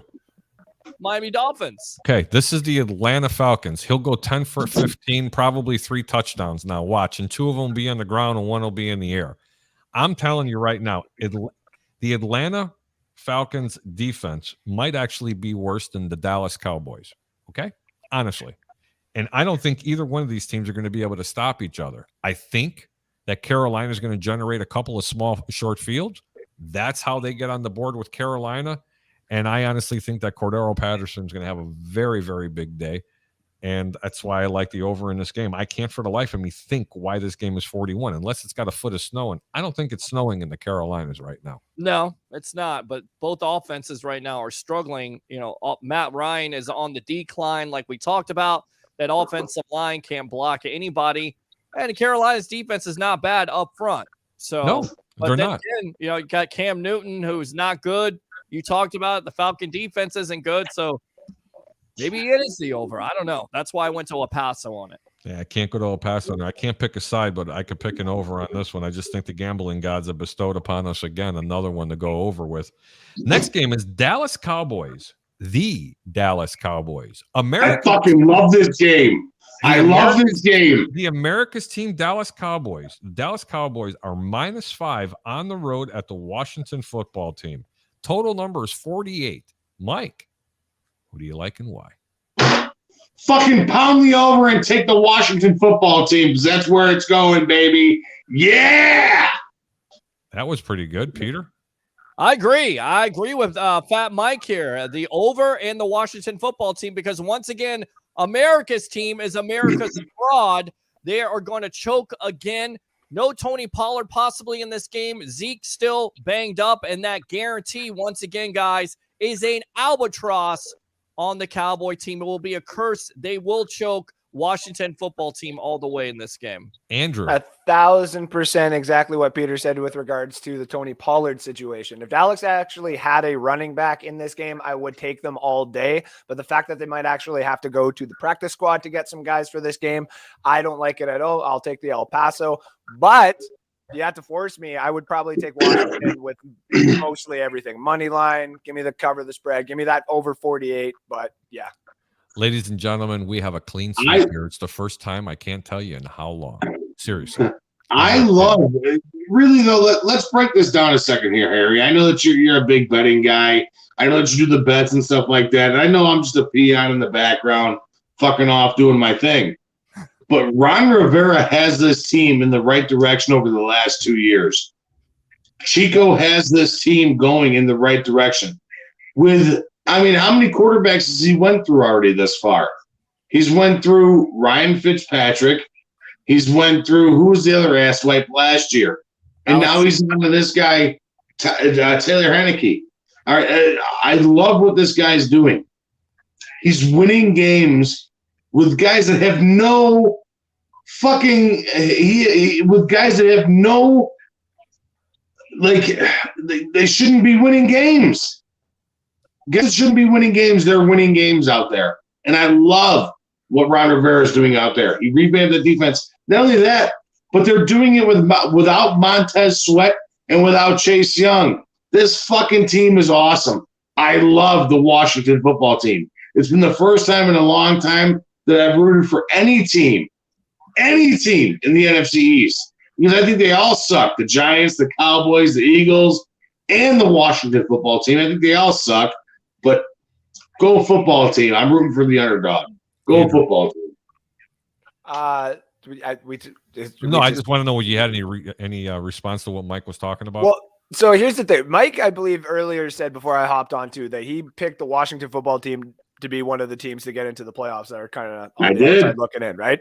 I agree with you there. And I also wanted to basically put in my take. But first of all, we got to give Washington just like a little. They got some boys. Like Scary Terry is called Scary Terry for a reason. Antonio Gibson. Andrew Faubert. Antonio Gibson, when he's healthy, may arguably rival Jonathan Taylor in this league. This is the reason why I wanted him very much so this year in fantasy football. Obviously, that damn turf toe is a fucking problem. But I mean, that defensive line too. Like, I know back on my network, we talk about the Washington football team and their line and what they do and how, ours can rival with the Tampa Bay Buccaneers. But man, one day that defense, when they add two more pieces, it could be just absolutely unstoppable. You put a Devin White type player on that Washington football defense, you can put a scrum like me and run quarterback on that offense, and you'll still start winning games. That's how good this team could possibly be. For my pick of a team to get into the playoffs that is on the outside looking in, this might be laughable, but I'm going to take the Dolphins. You know what? I don't know why people aren't talking about that, but to finish with the Washington segment, it's a clean sweep. I not only like Washington, but that's my dark horse of a bet. This is my long shot. This is one that I always say, keep your bets low and your returns high. Everybody's heard me say that. Mm-hmm. This one, don't be shy. Bet this team on the money line, because if you're going to have an underdog actually win a game, this is a team with the two-letter word Mo. I have a funny feeling it's going to get ugly for Dallas in this game. I really do, because this Tyler Heineke, he is really balling out right now. Don't be afraid, and definitely bet the over 48.5, because Washington's going to put up a 30 burger on this team. A 30 burger. I like it. Here's another barn burger. The New York Giants with our boy Mike Glennon, Mr. Neck himself, at the Chargers. And this line actually went from 11 to 10 to 9. Why in the world are people betting the Giants in this game, making this line move the other way? Somebody has to please explain this to me, because I don't care if they put in the water boys at wide receiver. The Chargers are supposed to cover this game. Anybody? Who wants this one? I mean, Napoleon Dynamite starting at quarterback. You could have Uncle Rico. It doesn't matter. The Chargers are on a roll now because they beat the Bengals. I like them to win, and I like them to win this big. It's not going to be close. Take the over and take the Chargers. Wow, you actually like the over? Hold on for a minute. You're telling me how many points are there? Because I'm gonna hold you back here a little bit, Peter. I'm going to give you a second to change your mind here. Yeah, the total's 43 points. Yeah, how many points are the Giants going to score here with Napoleon Dynamite? They stink. So I'll go with the under on this. There you go. I like the Chargers in this game, though. I like the points, 9 to Mikey. 10. What's the spread? Chargers -9, totals 43. All right. I'm taking the Chargers with the over, because I think they'll score 43 by themselves. I was just the Giants fucking blow. The Giants suck balls. They are one of the worst teams in all of the NFL. Dave Gettleman has no idea what the fuck he's doing. That defense is atrocious. Saquon Barkley, is he even playing this week? Let's just put it at that. Let's just leave that question overhanging. And the Giants are terrible. I'm taking the Chargers with an outright ass whipping. ass whipping over the Giants this week. Absolutely. Mikey, thanks for the opinion. Andrew. To be honest, I actually 100% agree. The Giants defense isn't too bad. That's giving it a little bit of credit, which they don't necessarily deserve because they should really just take this whole season and regroup in the offseason. But yeah, I do like the Chargers to cover the 9. I've had the Chargers being one of the top offenses this whole year, and they are one of those teams that are a flash in the pan. You don't know necessarily what you're getting every single week. I do think that they can keep this rolling a little bit more, especially into the playoffs. So I'm going to take the Chargers at -9. Absolutely. I'm going to tell you exactly what I like. I think the Chargers are cinching this game. It's my second best pick of the week, and it's actually a parlay. I like the Chargers -9 and the under 43. I do not even think that the Giants score 10 points in this game. I wouldn't be surprised to see them get a goose egg. I am not kidding you. I think this is the game that the Chargers actually get their defense starting to work. Bosa and the boys are actually going to come and bring their lunch pails this time, and I think they're going to get after the Giants. Mike Glennon, I don't know how you ever fleece the Chicago Bears out of $18 million, and wherever $1 million you have made. Mike Glennon. I mean, he's done. Absolutely done. Next, we're going to spend a few minutes on this game, and then we're going to get to my favorite game. I really hate Mike Glennon. Buffalo Bills at the Tampa Bay Buccaneers. Mm-hmm. Buffalo at Tampa. Tampa -3 at home. Totals 54 points. I think the odds makers have this total absolutely dead on. So I'm going to tell you guys right up front, I can't tell you over. I cannot tell you under. And I'm going to give you my reasons why. In the first part of the season, before the season started, the Buffalo Bills, when the strength of schedules came out, they had a mediocre, if not one of the harder strength of schedules in the entire National Football League. After the first 11 games, after you tallied up all the teams that they played and you combine their record, they ended up easily with the easiest schedule in the entire National Football League. So why are they only getting 3 points? Why did the Buffalo Bills only score a couple of points a couple of weeks ago when they were playing? How did they ever possibly lose to the teams that they did lose to? Because you know what? They're not as good as what they're showing. And they're not as good as what the general public think that they are. This team has a disease that the Tampa Bay Buccaneers have right now in the coaching staff. They refuse to run the football, albeit they've done a little better job in Tampa with running the ball the past couple of weeks. But all in all, it's the risk it, no biscuit mentality. It's not that Buffalo can't run the ball. They're just refusing to run the football. You're not going to run on this defense with Tampa Bay. Right. You're not going to run on this defense with Tampa Bay. I did. You guys are talking a bunch. But I don't know how Buffalo can keep this game close. I really don't. I do like Tampa Bay -3 in this game. I think Tampa absolutely gets it right in this week. Peter? Yeah, I agree with you on it. From a betting perspective, I'm not sure if I'm going to bet. I would probably El Paso, but then again, you're exactly right. What is Buffalo? They're Josh Allen to the left, Josh Allen to the right, Josh Allen to Stephon Diggs. Besides that, what else do they have? And I feel like right now the Bucs have turned on that switch. So from a betting perspective, I'm going to bet the Bucs. I'm going to go Bucs by 10 over the Bills. Wow. Mikey? I think he's muted. Are you muted? Yes, you are. Mike? Okay, never mind. How about you, Andrew? Honestly, as much as I love my Buccaneers, I do not want this game. Peter knows exactly what I'm talking about. We have one of the easiest ends of the season here.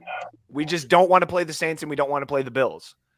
That also being said, this is the game that is going to get the Tampa Bay Buccaneers and show the fans and show the coaching staff and the players what Winnie, we really are shush. dealing with. Almost shush. He's not All right, talking all to right. you. He's not No, I talking to know, you. He's I know. talking to his dog. I know. I thought he was talking to the other. Never mind. I think the Buccaneers are going to cover this with the -3. I'm not sold on it. But I do think the Buccaneers and the Buffalo Bills combined can get over 54 points. This could possibly start becoming a shootout real quick, especially because Whitehead's out. Mike Edwards can't come in and be a backup for another couple of games here. We're still a little bit banged up in the secondary. Josh Allen could possibly take advantage of that. If you can find out somewhere where you can get less than 54 yards total rushing for the Buffalo Bills, I'll take that, because I have a very odd feeling that the Tampa Bay Buccaneers defense will be man spying the whole time with Devin White and just not allowing Josh Allen to get any yardage. You know what? I'm going to have to kind of agree with you on this, and I'm going to explain why.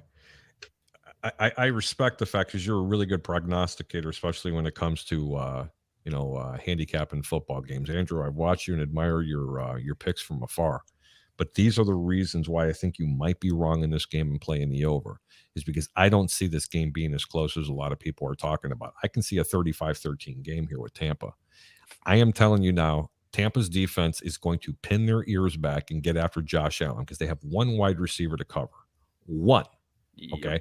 And the secondary right now is not playing all that well for Chicago. But let me tell you something, ladies and gentlemen, anybody out there that's been a Tampa fan, their secondary wasn't worth a shit last year either. They have a couple of good players. It was the front seven that made that secondary look like a bunch of Pro Bowlers, period. Yeah. That front seven for Tampa is going to get after Josh Allen. They are going to shadow him. This is going to be a disaster. There was a reason why I brought up all those statistics with the strength of schedules. This team is not as good as you think. That's why I can't give the over. And if anything, I'd have to give the under in this game because of those reasons. I think Buffalo is going to have a very difficult time scoring in this game. I really do. Let me tell you something. Tampa has this game circled on their calendar. The Buccaneers don't win a game. They don't lose a game from here to the end of the regular season. Just my opinion. Anybody have a comment to that?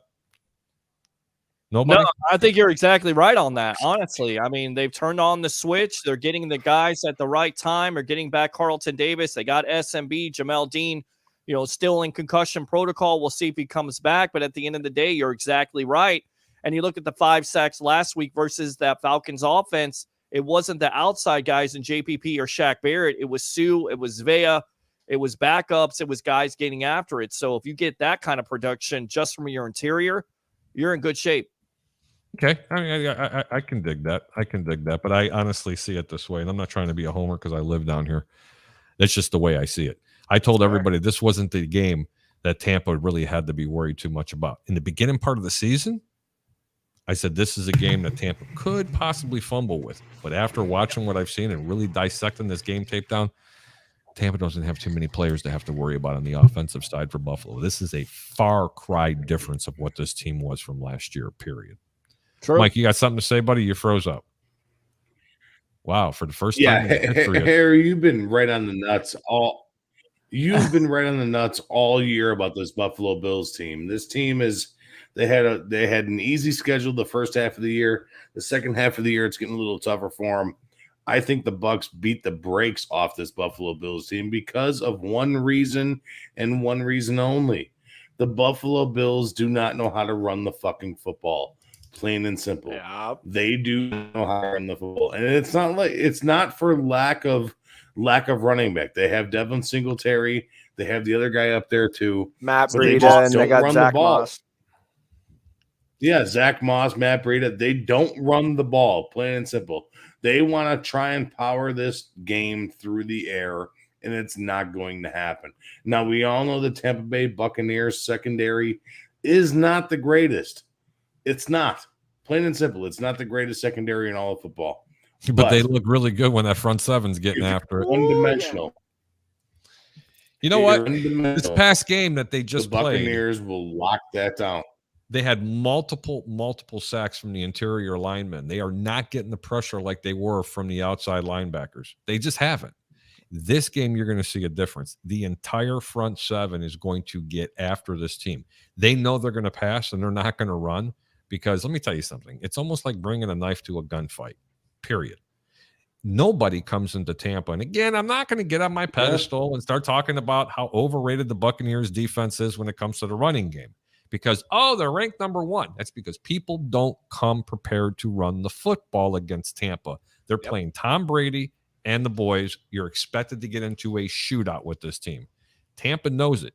Especially, and mark my words, if Tampa gets out to an early lead, say 10-0, it's going to be a very long day for Buffalo because Tampa will do nothing but blitz and get after that ass. I'm telling you, that is going to be good. That's enough of the Tampa game. Before Let's we get to talk the about- Chicago game, huh? Let's talk about the Justin Field. Let's talk about Jesus Fields, man. I know we're going to talk about that in a minute, but first we're going to talk about the Rams at Arizona. Arizona's -3. They didn't impress me against this Bears team. Chicago gave them 21 points. Just said, here you go. Angry. Here you go. I'm already angry. Here's 21 points. Anyway, Rams, they got their ass handed to them the first time around, and that was at the Rams. I personally feel, and I want to really get off the subject here, and I want everybody's quick pick on this one because we got a little video we're going to show about what happened on Comcast Sportsnet with Dave Kaplan, with Olin Kreutz, and Alex Brown, because I'll tell you what, it's pretty cool and what they're saying about the Chicago Bears. But, gentlemen, the Rams, I kind of like them on the money line. They're plus 150 on the road at Arizona. Andrew, take it. Give me the Rams -3, baby. No, they're getting 3, baby. Oh, they're getting 3. Give me the Rams with getting 3. Fat Mike. I like Arizona in this game. I like the way Kyler Murray's playing. I like that DeAndre Hopkins is back. I like the running backs are back. Chase Edmonds is questionable this week. I like him coming back this week to put an extra spark in that offense of the Arizona Cardinals. And the defense has been playing out of their mind. I like the Cardinals this week. Not by 3, maybe 2.5, maybe 2. Okay, cool. Peter? I agree with Andrew Fulbear. I like the Rams in this game. I think the Cardinals are about to stumble. In fact, out of the teams that can get the number 1 seed, they have one of the most difficult schedules. They still have Dallas. Say whatever you will, they'll probably win that game against Dallas because I think Dallas is going to lose. But with all that, I like the Rams in this game by 3. You know what? I just have to add one more thing. The Arizona Cardinals have a pretty decent pass defense, but their run defense is absolutely atrocious. Matthew Stafford's going to go ahead and exploit them this week. That's why I like the Rams. Don't even bother taking the points. This is a game you want to go ahead and keep your bets low and your returns high. Everybody remembers me saying this. This one, you're going to get 1.5 to 1 on your money. Don't even bother taking the points. I think Vegas got this line wrong. Now, let's move on to the game that we all want to talk about. Yeah. Why? I have no idea. I should because probably half just leave. 2/3 of the people in Chicago cannot stand the Chicago Bears. What? But there are some things that I would love to talk about with this game. Number one, Aaron Rodgers, when he ran up after the game and he started screaming at the ladies in the stands going, "I own you." Everybody here remembers that. Trust me when I tell you this, and people know what bulletin board material is. It is plastered all over the place. I am going to make a prediction, my very own over and under prediction. The Chicago Bears defense is going to get flagged not once, but twice for personal fouls. And I'm telling you, they are going to drill this guy so hard.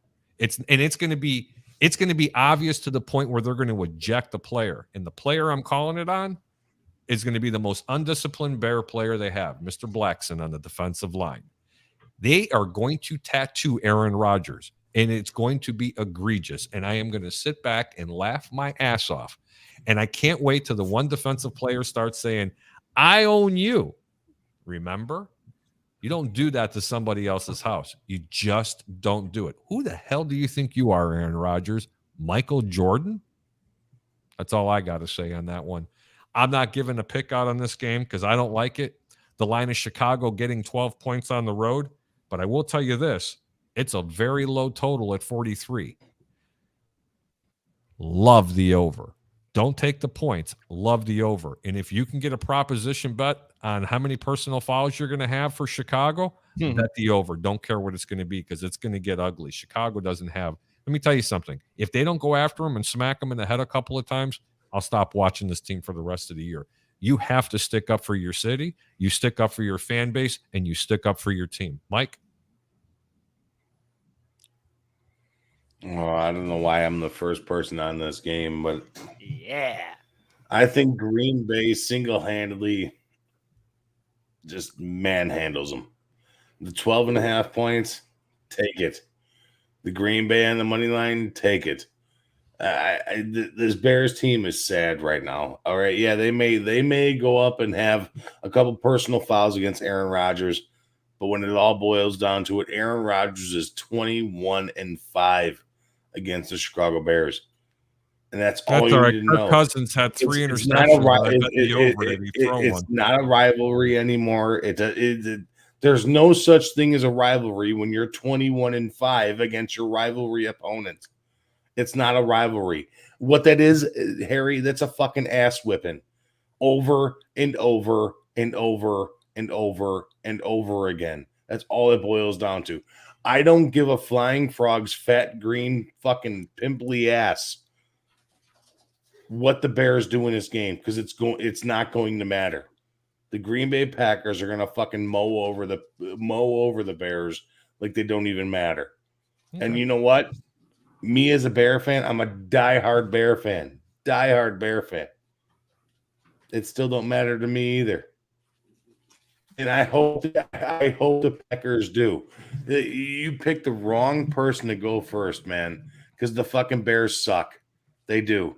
Plain and simple, the Chicago Bears are the worst fucking ran franchise in all of the NFL. Plain and simple. They suck. Peter, do you by chance have that cleared up?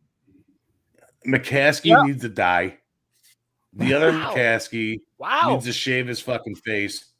Wow. And it's just this team sucks. And they are at least a minimum 4 years out of being a relevant franchise again. What? And this is coming from a team that was just in the playoffs last year. They backed into the playoffs last year. They backed in. You understand we'd be a game out of the playoffs right now if they didn't get robbed in Pittsburgh, right? Doesn't matter. Get robbed in the other game. I'm just saying. I'm just throwing it out there. I mean, that's the difference between mediocrity. I know. No, listen. I get all the what ifs and if this happened and if this happened. This fucking team sucks. I hope the best thing to happen to the Bears is a bus crash on their way to fucking Lambeau. Oh, wow. Mike. Honestly, I am so sick of being a Chicago Bear fan. It's not even funny. You gotta love the passion. It breaks my heart being a Chicago Bear fan.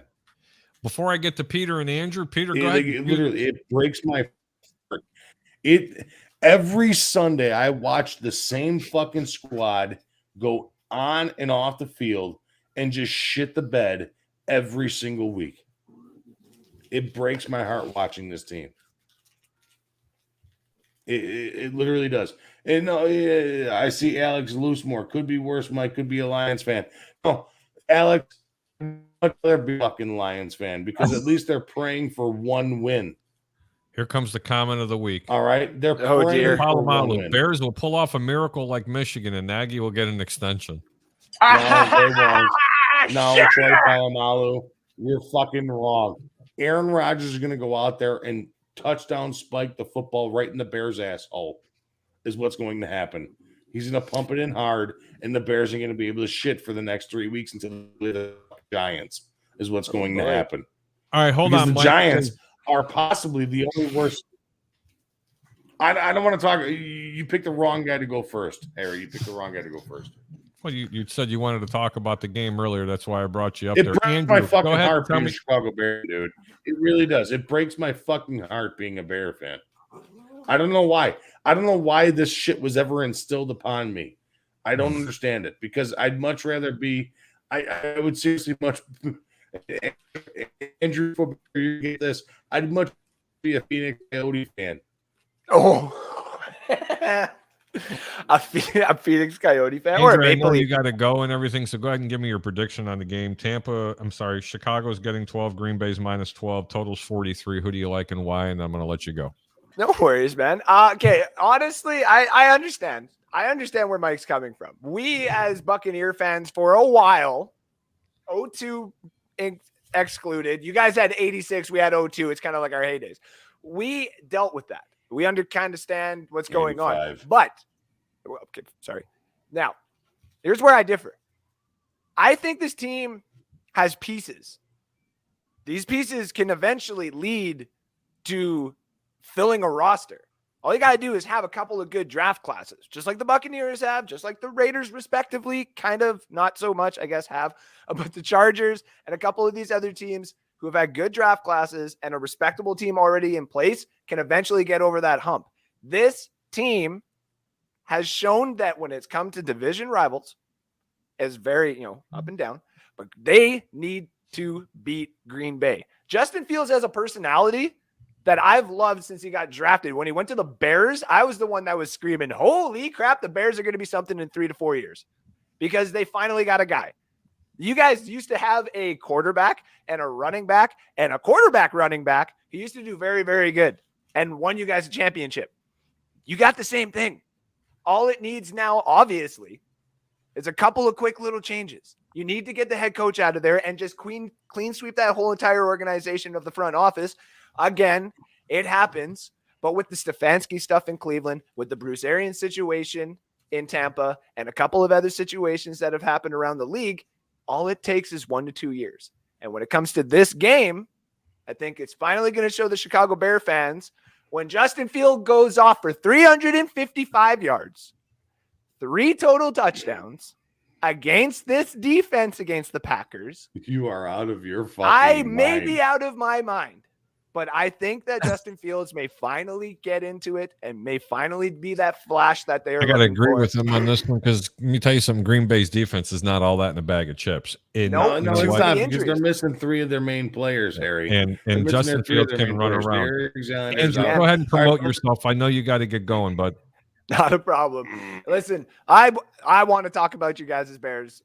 What do you got to walk home? We got 14 inches of snow to walk through. Where the fuck are you going? My igloo is melting, Mike. I have to turn the heat down.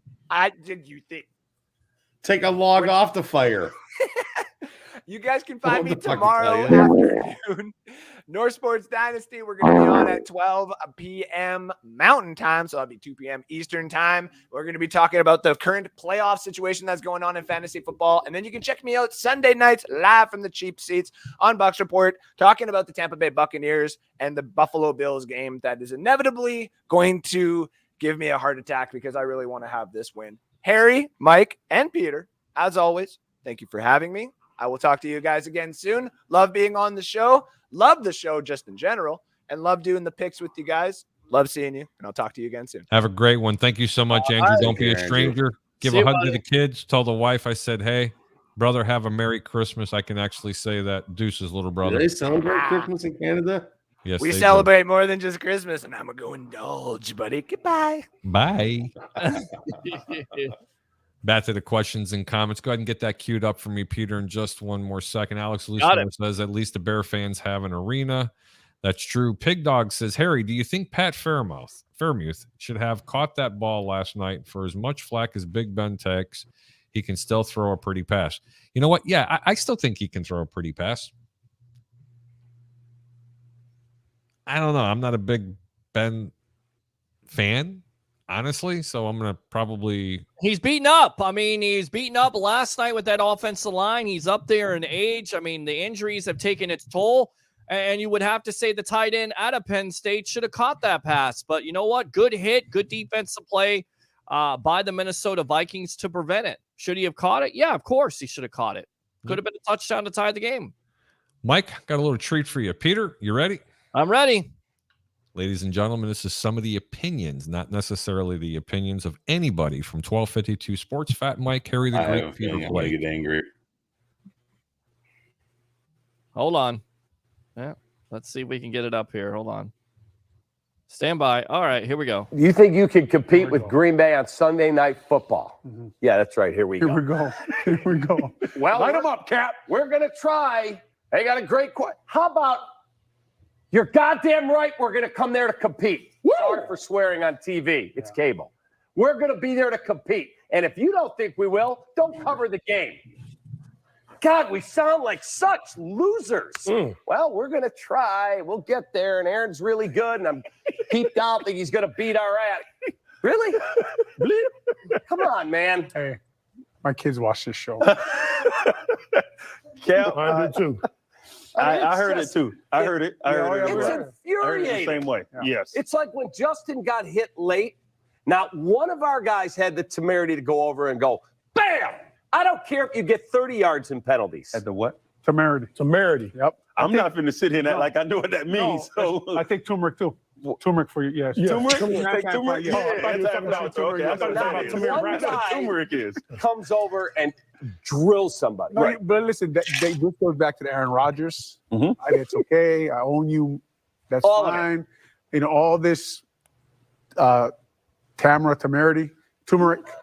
That, you know, so you gotta have all of that. All of that has to be involved. That elbow, you need to work on that. Slice it a little more. It's not a very good elbow you just threw, but we'll work on that. But you can use those. Take the 30-yard penalty, right? Yes. But that's just, look. This is, it's going to frustrate you, but that's the way Coach Nagy answers questions. But that's where our franchise is, to the point where we just roll over in a fetal position and go, yeah, we made progress. No shit. We're 22 points today. Yeah. Had they not made the trade for Justin Fields, thank goodness they did. Mhm. That dude who threw 4 interceptions today, and by the way, Mitchell Trubisky never in his life threw 4 interceptions. 2 years ago today, he had 3 touchdown passes, ran for a 4th, and they beat Dallas on Thursday Night Football. I'm not advocating for Mitch. All I'm telling you is we're a freak. We are a freaking embarrassment as a franchise that every week those great fans show up out there and we tolerate this. But the question they should ask him is, Coach, again, how are you guys going to score points? I mean, I know the takeaways are, that's a problem. But that Andy Dalton, if you watch his film closely now, he's throwing the ball in harm's way a lot this year. And I don't know if he's lost some zip on his arm. We talked about this earlier. Yep. But the ball is in harm's way. It really is. So that's a problem. But Coach, I know you weren't, Laser still calling plays, but my follow would have been why? Why is Bill Laser still calling plays? Mhm. Well, we need another answer at that spot. Who the fuck else is going to call plays? Go ahead and cut it, Peter. Only I average. mean, come on. Let's be real here. Olin Cruz just said, why is Bill Laser still calling plays? Who the fuck else is going to call plays? If it's not Matt Nagy, if it's not Bill Laser, Well, who the it could fuck be else Bill is it going Veck. to be? Bill Veck, when he had his baseball team in Cleveland, they were so bad that he decided that he was going to let the fans decide what pitchers were going to come in. I mean, seriously, I don't know if you ever seen that or not. I know Peter laughs because I swear, and because I'm an asshole half the time.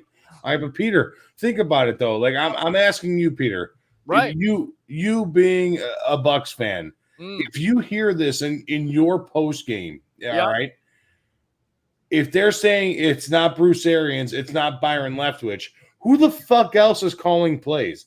What is your mindset? If I say, okay, Bruce Arians is not calling plays the rest of the year because he fucking sucks balls at calling plays. And then Byron Leftwich, okay. And then now Olin Cruz is saying, okay, well, Byron Leftwich sucks balls at calling plays. Who the fuck else is left to call plays? It's desperation, because when you change the offensive coordinator at that point, that was when it was going downhill, and you knew it was going downhill. And now with Laser calling the plays, the offense hasn't gotten better because the offensive line is not good, because there's not enough people making plays. But when your quarterback is turning over the ball in the first half with giving Arizona, which is a good team because why? They take advantage of those turnovers. You give Kyler Murray that short field. Again, look at the statistics for Murray last game. 11 for 15, 123 yards, 1 touchdown, and it's because they had short fields. When you're turning over the ball, when you're not depending enough on the running game, and when your offensive play calling is not getting it done, you just have to wonder, what are we doing here? And basically what you're doing is you're hoping for next year. You're playing for pride. And the Matt Nagy response describes the reason why he should be fired already, because he has no clue on how to dig out of this. I get it. Bears fans and Harry hates, Aaron Rodgers, but Aaron Rodgers has owned the Bears 21-5. And in that same time span, Matt Nagy is 1-6 versus the Packers, and the Packers haven't won in Lambeau since 2015. Those are numbers you can't ignore. The Bears haven't won the Bears. I'm not about to sit here and say, you know what, Justin Fields can't put up some good numbers because the Packers defense is questionable. We know it is, but you're not giving me a lot of confidence with this press conference by Nagy. and the play calling by Laser. You're just not doing it. So I feel like it's dead man walking. You're going through the motions, and at the end of the day, guys just start to play for themselves, and that's a bad thing. When you're not playing for a team, when you're playing for a job next year, that's when that bad stuff happens. And you would have to think that, this team is going downhill, and they're going downhill fast. And a lot of Bears fans, I feel for them, because Bucs fans know how that feel. Hell, this team is the losingest franchise in professional sports, so we know when it's going downhill, and it's not getting any better to be a Chicago Bears fan. Right. No, it's not. And you know what, Peter, you make a good point. All right. And I can speak on this for hours. Okay. I can really tell you how a true Chicago Bear fan feels. Yeah. All right. I can go on. I mean, I know this show's coming to an end. We're an hour and 42 minutes into this thing already, but I can go on for another 6 hours easily on how much a Chicago Bear fan feels about the Chicago Bears team. Okay. And it's fucking heartbreaking. Okay. Sure. It doesn't, like, a lot of the meathead fans, they say it doesn't matter if we win any games as long as we beat Green Bay twice. No, fuck that. I'm over that shit. I don't give a fuck if we beat Green Bay at all, as long as we are a perennial playoff team. That's what it boils down to at this point. Okay, I don't give a shit if we beat Green Bay at all. They could smoke us fucking 45-0 and have a 90-0 spread on us all year long. I don't give a flying frog's fat, green, hairy ass if that's the case. Okay, I really don't. What I need is the Bears to win fucking games. All right, and being a Chicago Bear fan, watching this team shit the fucking bed each and every single fucking year that I've been alive. All right. I've had enough of it. I'm done. I am so fucking done with the Chicago Bears as a whole. Harry, you're in the same boat I am, bro. I mean, you're in the same boat I am. You're living this just like I am. It doesn't matter if you fucking beat Green Bay. Fuck Green Bay. I don't care. That team can suck my left nuts. I don't care. All right. But when it boils down to it, you got to fucking win the games that you're supposed to win. You're supposed to beat Detroit twice. The Minnesota Vikings fucking blow. You should beat them twice a year. And then you make out the rest of your schedule. Plain and simple. It doesn't matter. Nagy fucking blows. The entire organization blows. I don't even know where to begin. The only thing you can hope for, and there's a bright side to it. Robert Quinn is still playing high level football. He's gotten after quarterback. Without Khalil Mack, Peter, without Khalil Mack, right? How is he going to be useful? I mean, without Akeem Hicks, how is he going to be useful? I mean, without those two guys playing, right? How is his game going to excel? I mean, rather than decline. I agree with you on that, but he still played at a high level. Roquan Smith is still on this team. You have Justin Fields. I think what Bears fans right now are hoping for is some development, to see some of those flashes of brilliance. And you saw that earlier on versus the Steelers defense with Justin Fields and what he can do. So clearly he is your future. Andy Dalton is not your future. The disappointing thing about Dalton, and I kind of called this, is that he's become a turnover machine. You could have won that game versus the Cardinals, and that's what's so heartbreaking being a Bears fan, because you could see the talent. You can see David Montgomery chewing up. You could see Mooney. You could see some of the guys on the outside, Jakeem Grant, who they traded for from the Miami Dolphins. You could see the defense making some plays, but at the end of the day, it's one step forward and two steps back, especially when you turn over the ball. And the National Football League, no matter what quarterback you are, you can't do that. You can't give a good team looking like a great team like the Cardinals short fields to play with. And what you have to hope for is you have to be competitive, and you have to hope for the development of Justin Fields. And hopefully you don't get the kid killed, because obviously he's going to be your future, and he could be a 10 to 15-year starter for this franchise, you hope. You are 100. You nail it 100%. There has been two games all year long, that made me think that my fat ass can gain 4 yards a carry. Yeah. All right. Last night's game, Minnesota against the Steelers. Dalvin Cook had fucking 5 yards, 6 yards at will. Okay. Yep. The other game was the Chicago Bears against the Pittsburgh Steelers defense. My fat ass could have racked up 4.5 yards a carry. All right. And look at me. I'm a fucking tank. I'm a fridge. I don't run fast. The only thing I ran fast for was McDonald's fucking breakfast. All right. That's the only thing I've ever ran fast for in my entire life. This is like a bacon, egg, and cheese biscuit, right? With hash brown. Yeah, all day. Steak, egg, and cheese bagel. All fucking day. No one. All day. But this Bears team is in a rut right now.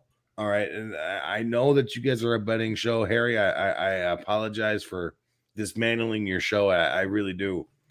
But the Bears, man, they're in a rough spot right now. They're in a rough spot. They are definitely. And I really do. I imagine Green Bay coming out here, and I know Harry. Okay, yeah, they may put one in his ear hole. They may do that. They may fucking hit him late or whatever. But it's still Aaron Rodgers, and Aaron Rodgers, he's not far from the truth. He fucking owns the Bears.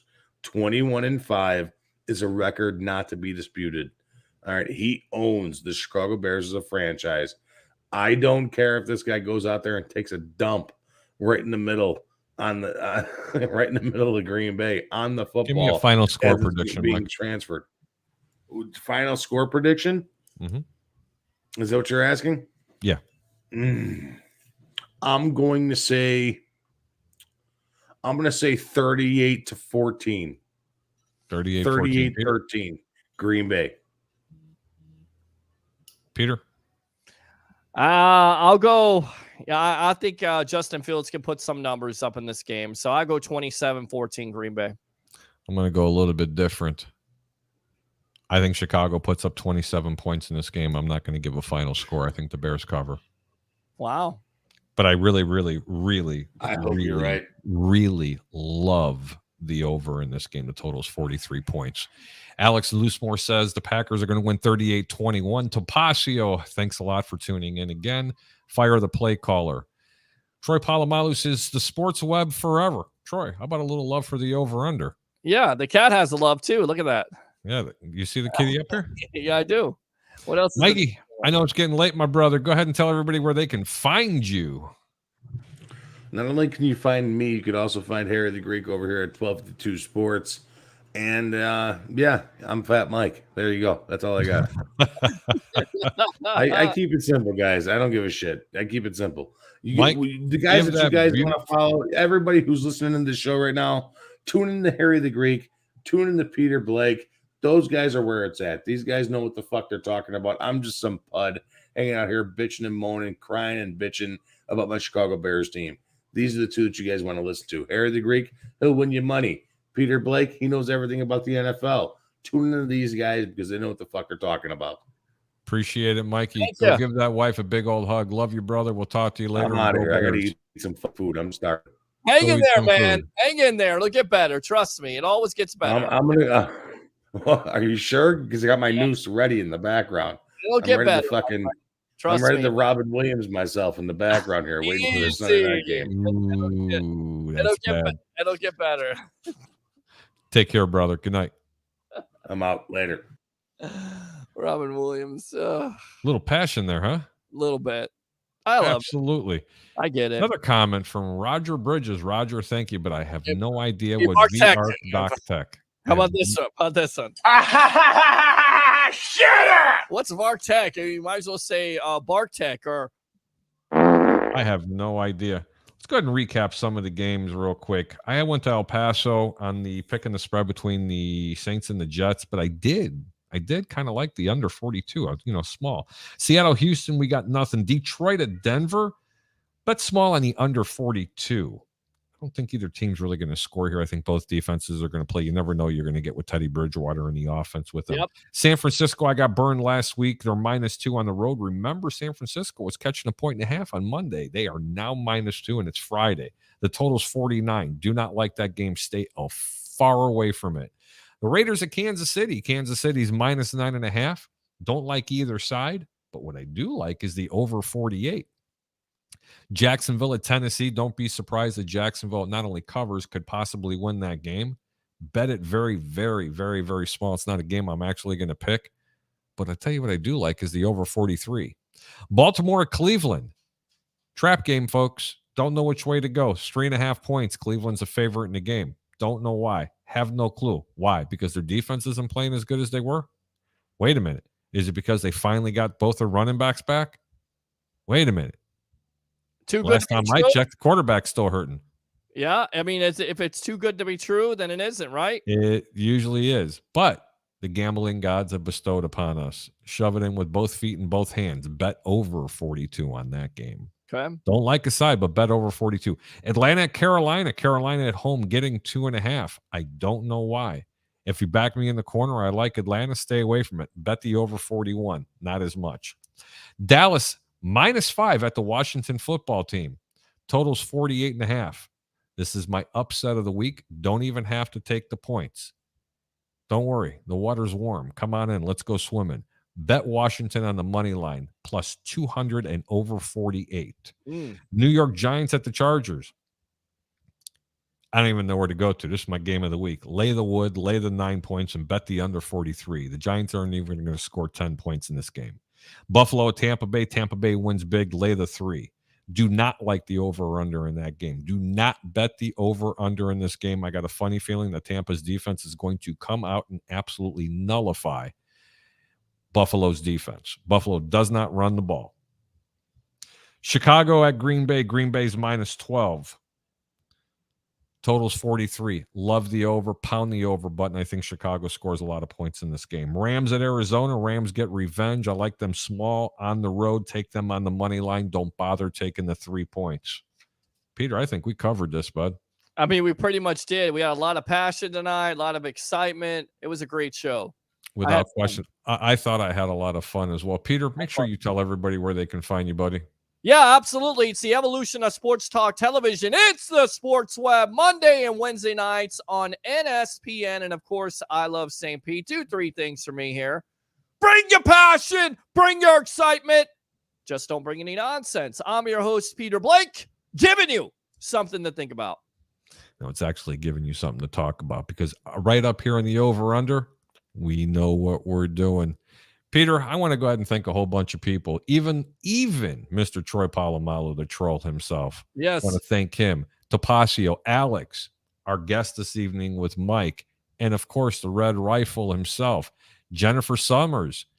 You know what? Tom Banner, love you, brother. Thank you so much for tuning in. The Chicago Clubhouse Network, the CCN, man, I'm telling you, man, thank you guys for go ahead and taking care of everything for us, and appreciate you let us in using your platform and letting us get our word out there.